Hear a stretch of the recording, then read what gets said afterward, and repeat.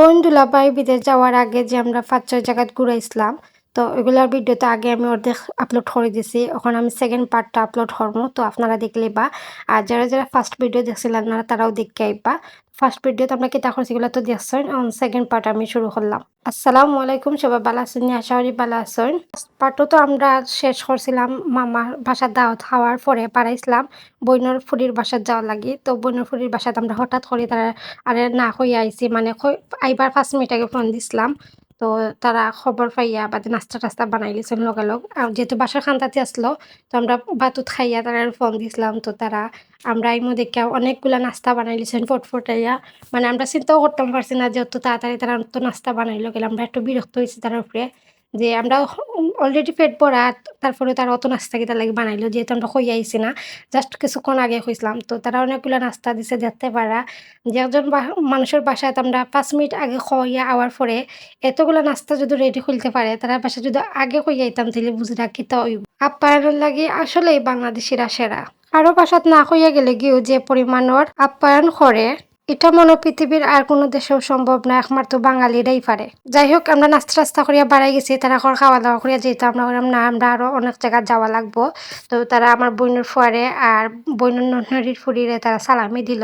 যেহেতু বোন নতুন আইছে বাচ্চা লইয়া। তো দেখতে পারা ও পাশের গ্রামও আমরা গেছি গিয়ে দুলাভাই ওর খালার বাড়ি। তো তাই তো যাইবা গিয়ে বিদেশ বইনও যাইব গিয়ে লাগি খালার লগেও দেখা করিয়া যাইরা।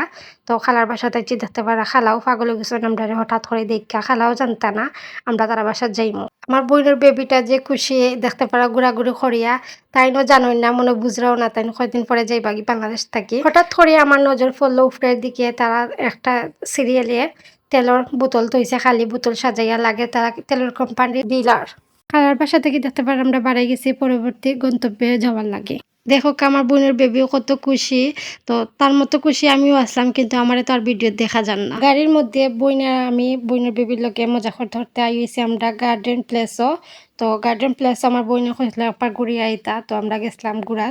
যদিও জায়গাটা সুন্দর আছে কিন্তু তেমন একটা ভালো লাগছে না। যাই হোক যাওয়ার সময় আমরা টিকিট লাগে আমরা জয়জন আসলাম ওইজনের লাগি টিকিট লই লিছি।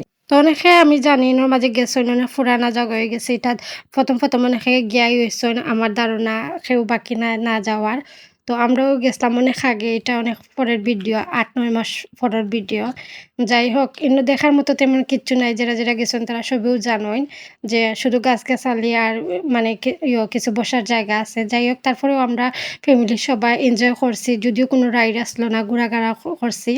আর একটু এনজয় করছি ওটাও বেশি। ঘুরতে আমি হঠাৎ করে দেখি আমার সামনে একটা টেডি আইছে। আমার দেখে খুব ভাল লাগছে। কারণ ও ফার্স্ট টাইম আমি সরাসরি কোনো টেডি দেখছিলাম। টেডির লগে কিছু সেলফি-টেলফি তুলছি।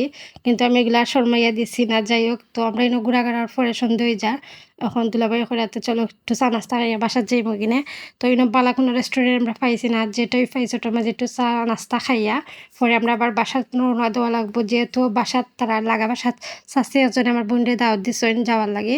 তো আমরা অনেক ঘোরাঘাড়া করিয়া দেখতে পারা বাসাত আইয়া আবার বোন কিতা করছেন গেছেন লাগা বাসার তাই দাওয়াত খাওয়াত।